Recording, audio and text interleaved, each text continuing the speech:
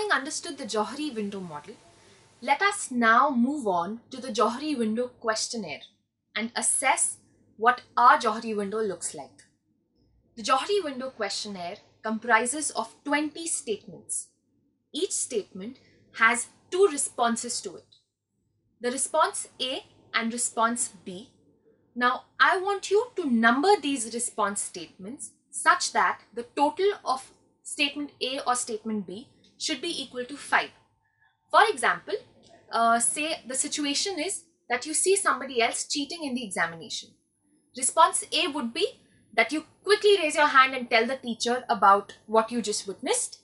Response B to that situation would be that you stay quiet and not interfere, thinking that that would have an effect on your friendship with your classmates. Now, if A is something that you are more likely to do, or you are fully satisfied with A, mark A as 5 and B as 0.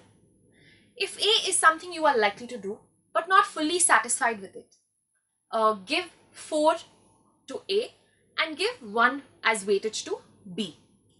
Don't try and give equal weightage to both the situations. I don't want you giving 2.5 and 2.5 scores to situation A and situation B. Don't dwell on the situation too much.